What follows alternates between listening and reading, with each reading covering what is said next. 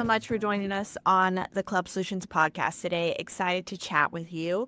It actually hasn't been that long since I've seen you because UpSwell was recently the premier sponsor of the Club Solutions Leadership Summit. And during that time, you gave a presentation to our attendees. And I'd love to kind of just chat with you and share that presentation, kind of that research with our whole audience today, if that sounds good to you. That sounds great, Taylor. And first and foremost, thank you for having me on the podcast. It's wonderful to be associated with Club Solutions, and I appreciate the conversation. Of course. Well, since not everyone was there, wish they could be. It was a great time. Could you maybe give us a general overview of the presentation that you shared with our attendees, kind of the Cliff Notes? Sure. I basically pointed out two big trends in the fitness landscape that we're seeing. So just for context, UpSwell's been in the fitness market environment for close to 15, almost 20 years now. And we've seen it evolve and change, obviously, during that time. And what I wanted to do was bring our wealth of knowledge. We work with over 4,000 fitness facilities. So those range from big box gyms and high value, high cost facilities, if you will, down to boutique operations and even ones that are more like boot camp where you meet at a park and have those types of training. So we work with a wide variety, and there was two trends that really felt quite different. They felt seismic changes to the fitness landscape that we wanted to share.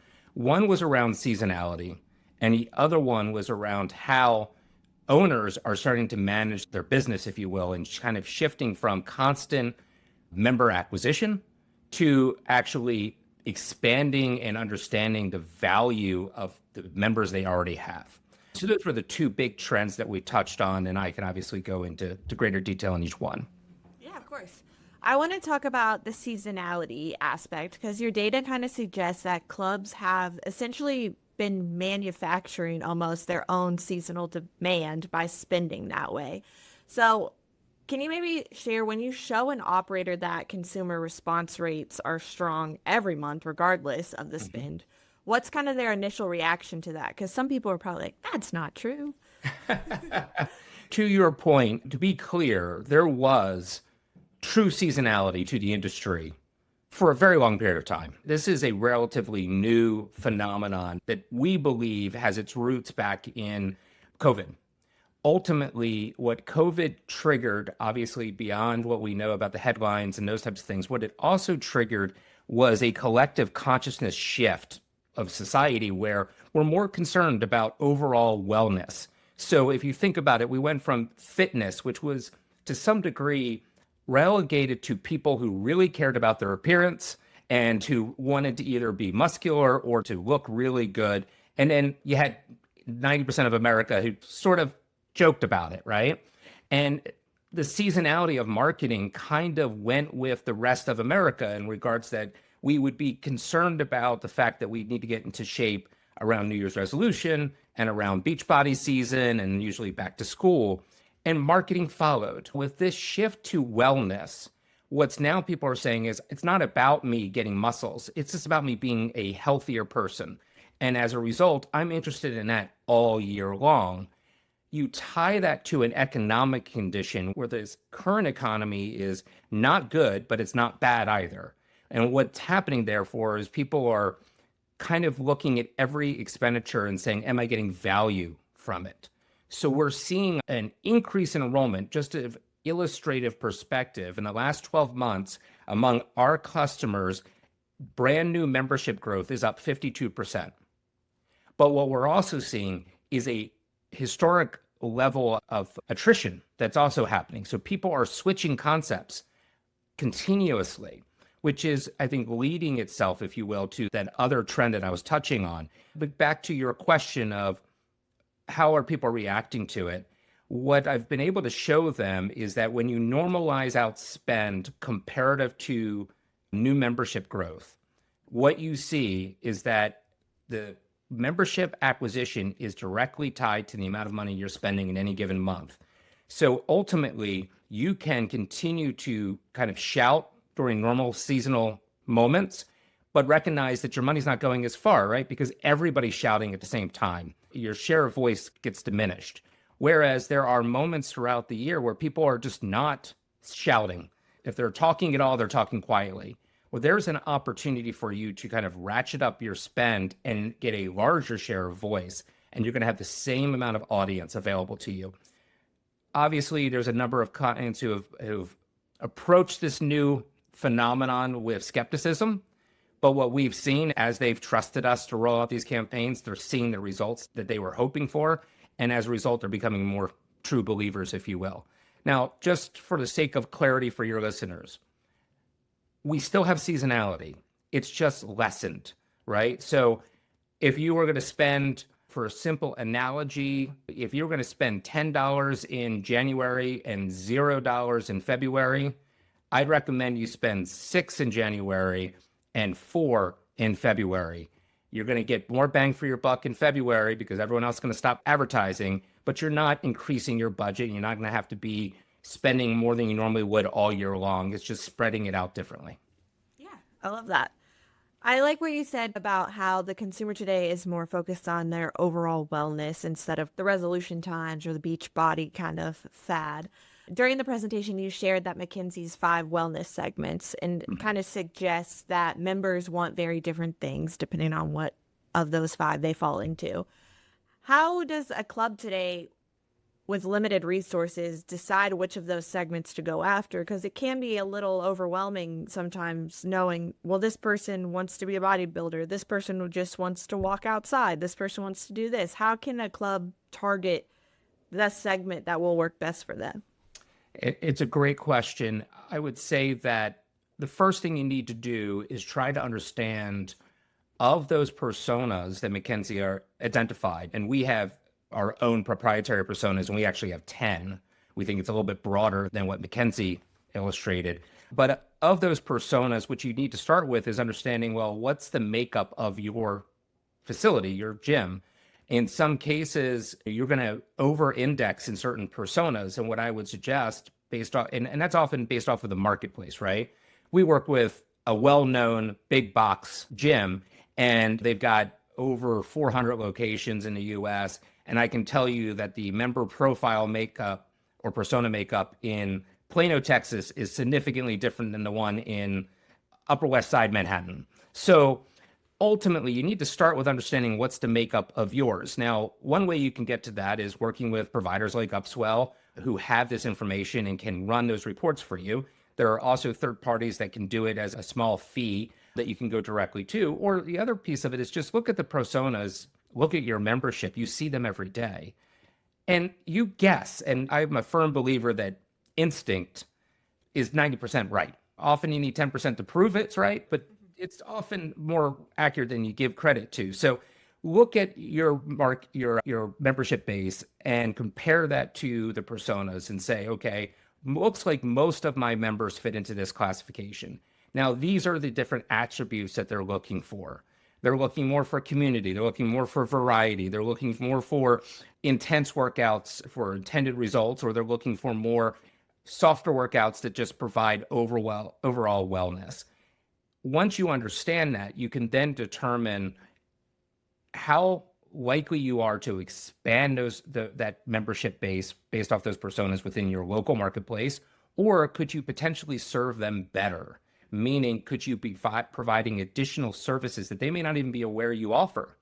We tend to believe, as people in the fitness industry, that our members know what we have to offer. I can tell you, as being a member of a gym, I don't know. And I'm more educated than most, right?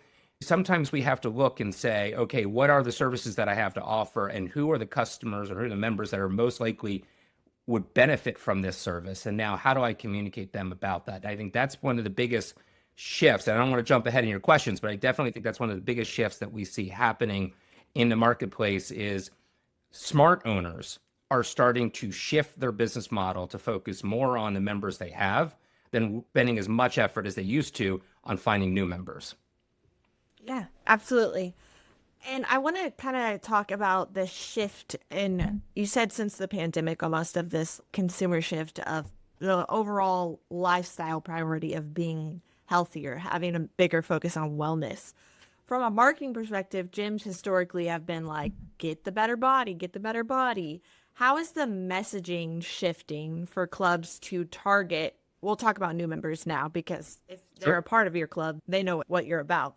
But for targeting new members, how should that messaging look like? And do you have any examples of someone who's doing a really good job kind of marketing towards the overall lifestyle?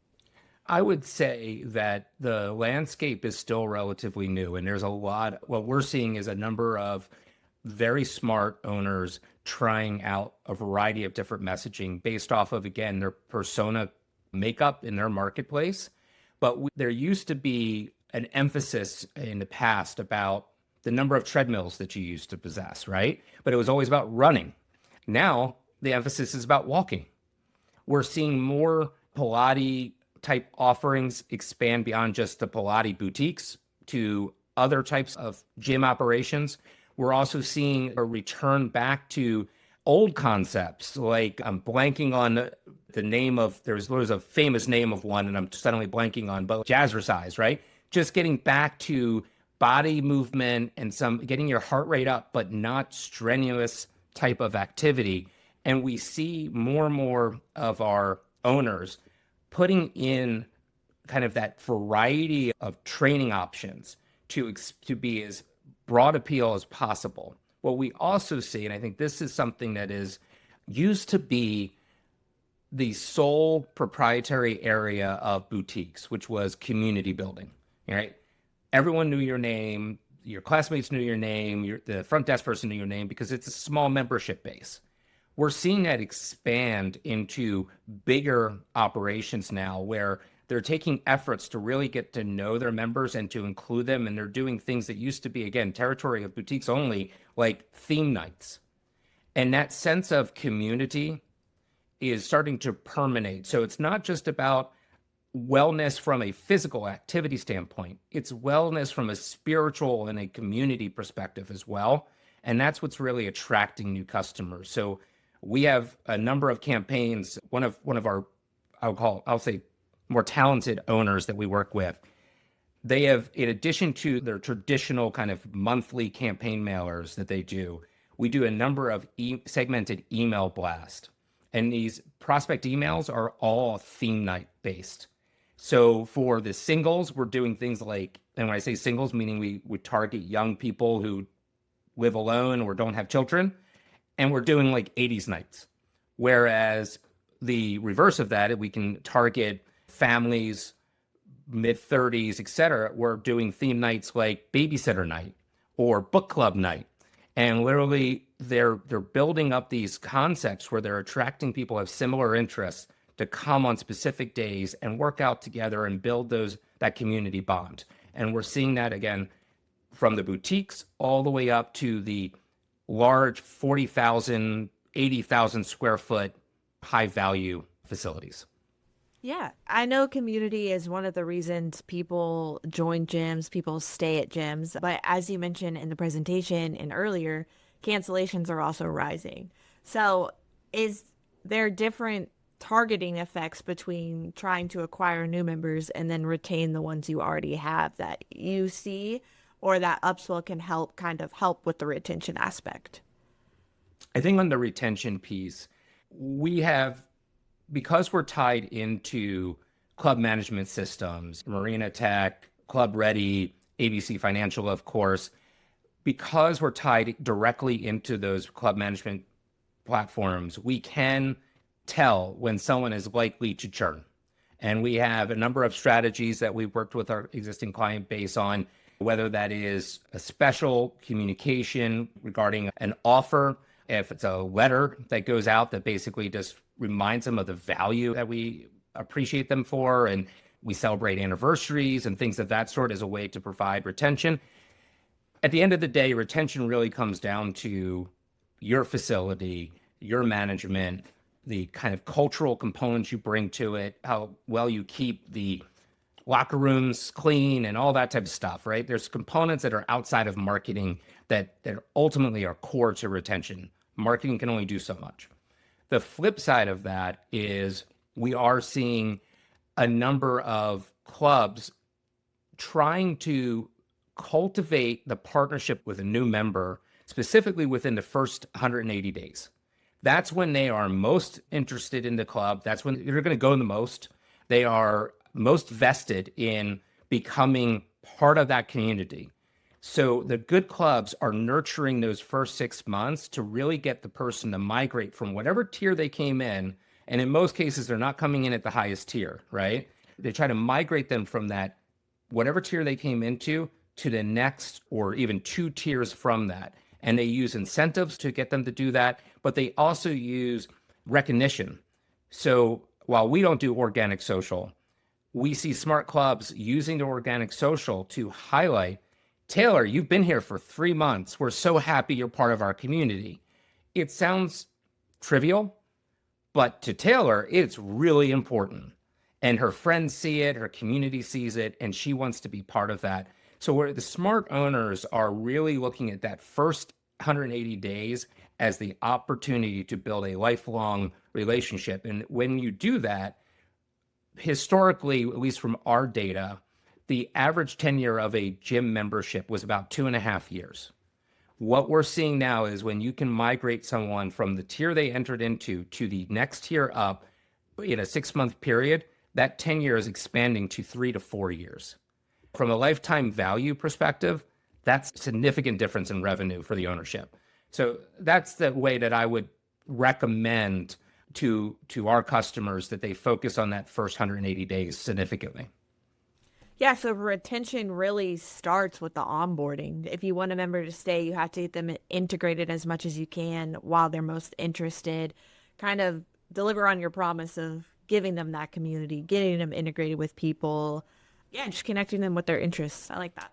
Yeah, and once they're there 180 days and you've now tiered them up, they're far more invested, right? And they're part of the community. They start being the people that welcome the new members and are excited. My wife she's actually on, I think, year 5 with the current gym that she's a member of. And the ownership there joke with her regularly that she's like an ambassador. They're like, we have to put you on payroll, but it's because she has invested so much time and energy and money into this gym. She wants it to be a great place. She wants it to be with members like her, and she helps facilitate that totally unconsciously. But that first 6 months is the make or break period. People may stay with you for 12 months, but they've already made up their mind after the first 6 months, whether they're staying or they're potentially leaving. And then the question is, what comes around that takes their attention away, right? Yeah. Well, Eric, UpSwell, as you mentioned earlier, has a longstanding history in this fitness industry, and you work with over 1,000 locations. What's a common mistake that you see clubs making with their marketing right now? I think the biggest one is ownership, and it's understandable, right? You don't want to give away too much because that hits your bottom line. But especially in the current economic landscape, we've got a lot of owners that will say things like, well, the only offer I want to make is have a free class. Come try a free class, see if you like it. Well, there's so many concepts out there that are similar that your offer of just a free class, okay, I might like Pilates. I'll do a Pilates class and I may like it. But there are now multiple different Pilates options. And in my area alone, there's 6 just within a 2-mile radius. That free class isn't going to make me join that location, right? So what I would say is that I see a lot of owners trying to think about the minimal amount of, we'll call it expense associated with member acquisition. And sometimes you're shortchanging yourself, right? Sometimes you have to look at the long game. And one of the things I'll point out is just in the past 3 years, I'm now using thousands of locations, right? So you got to put things in perspective. We've got clients who have membership acquisition costs of $19, and we've got membership acquisition costs of $180, right? So on average, though, it was about 45 3 years ago. I just looked this morning. The average new member acquisition cost is 52. Now, okay, 52, not significant, expensive, but that is actually, from a percentage standpoint, a sizable gain just in the last 3 years. And then depending on your concept, it can take you a while to earn that back, right? So it is natural for owners to say, I want to minimize my layout. But what you need to recognize is it takes multiple experiences for someone to really feel like they're part of something. So what we've been trying to encourage people to do is things like 50% off for the first 3 months. Yes, that increases your acquisition cost, full stop. But remember, in 6 months, you can tier them up, and that means they're going to stay with you for 4 years if you do it right. So when you think about it in that context, now I've got 3 months of them trying me out, and they're going to me versus someone else. That from our view in the current landscape, we see the smart owners understanding that it's going to cost a little bit more to get that opportunity. But now, once I get the opportunity, I got to seize on it. The other owners that are still stuck in, I'll say, 2022, and when gyms were enjoying the comeback from COVID, you can see their lead volumes are declining, their conversions are declining. In this current marketplace, people are looking for value. They're looking for community, and the only way you can get a sense of true community is because you've gone a few times and you see the individuals in that one class wasn't just a fluke. Those are the people I'll be working out with every week. This is the instructor I'm going to have every week. This is the person next to me on the treadmill. Are they dancing, or are they walking, or are they running? Right? You've been around fitness long enough. You've seen it all. And the member, because now it's more universal. Again, if you remember, prior to COVID, we were dealing with a small sliver of society. We're now dealing with a much larger pie. That's a great thing for the fitness industry. Fitness industry is predicted to grow exponentially over the next 10 years. We're seeing it. I'm sure you're reporting on it in Club Solutions. But the question is, how much of that pie are you going to get? Comes down to how much are you willing to invest in those new members and nurture them along. Yeah, I totally agree with you. I think it's great that the industry is growing, but there's also a lot more competition within facilities now too. You can't just build and they will come. You really have to earn, especially in the economic climate today, when things get tighter. Gyms sometimes are the first thing people cut out if they're not truly invested or truly committed to that habit and lifestyle. So really being willing to spend and invest in your membership base, I think, is great advice for our audience. Taylor, if I could just pick on one point you just made, though, in regards to the current economic landscape, and that sometimes when money gets tight, the first thing to get cut is the gym membership, right? It's a nice to have. It's not a necessity, at least for most of society. What we have seen with the club management solution integration, what we're able to do is actually track members from one club to another club. And what we're able to see, and what we have seen, is a significant increase in people downgrading memberships, either within that facility or going to a competitor at a lower cost level membership. Interestingly enough, though, we are also seeing a higher propensity. Now, again, much lower from the percentage standpoint, right? But from a historical perspective, a much higher propensity of individuals increasing their membership for greater value. So while the market is somewhat in flux right now, and it's without a doubt a tougher economy, there's still enough. Unemployment's at 4.3%, right? People are still employed.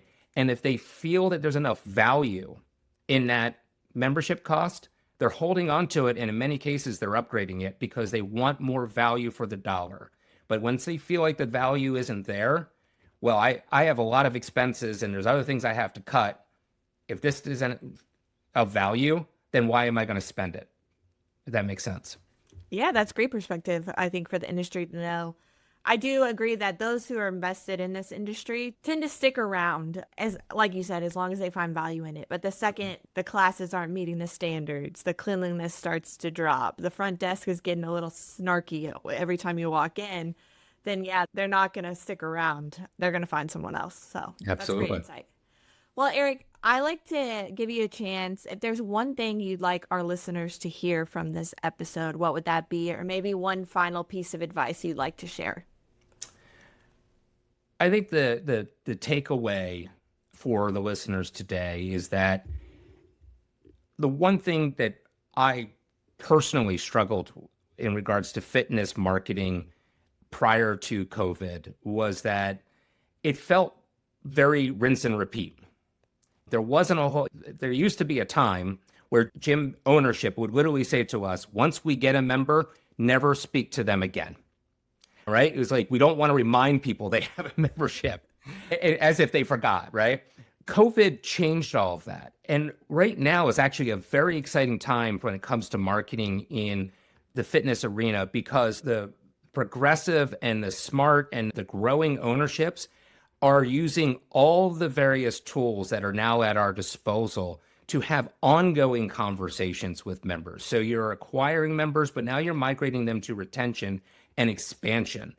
And that to me is exciting. So if you're kind of stuck in the pre-COVID traditions of we only do acquisition and we only do it during seasonal peaks, respectfully, you're missing the boat and you're missing a lot of opportunity. Recognize that wellness is now a year-long endeavor, but more importantly, it takes 20 times more effort to get a new member than it is to keep the one you have. And taking those new members and migrating them from a entry level or a second level tier membership to a third or fourth level tier provides exponential more value and greater profitability for you. So don't forget to use those opportunities. And the last piece, I've said it earlier, I've said it multiple times earlier, but I'm going to remind everyone, first 180 days, make or break the relationship. Close up the leaky bucket, right? You're always going to have member attrition. There's no way around it. But getting your 10% membership attrition down to 7% buoys your bottom line exponentially. So close up that leaky bucket. Awesome. Eric, thank you so much for joining us today. You shared a lot of great insight for our audience. Would you like to share how our audience can maybe learn more about UpSwell or get in contact? Absolutely. We work with the fitness industry for a long time. We work with thousands of locations across the U.S. We would love to help you. If you're not one of our existing clients, you can just visit upswellmarketing.com. That is upswellmarketing.com, all one word. And you just fill out a form and our talented marketing consultants will reach out. Thank you so much, Taylor, for the time. And thank you, Club Solutions, for a great event the other week and this wonderful podcast. Awesome. Thank you so much, Eric. I hope you have a great rest of your day. You too. Take care.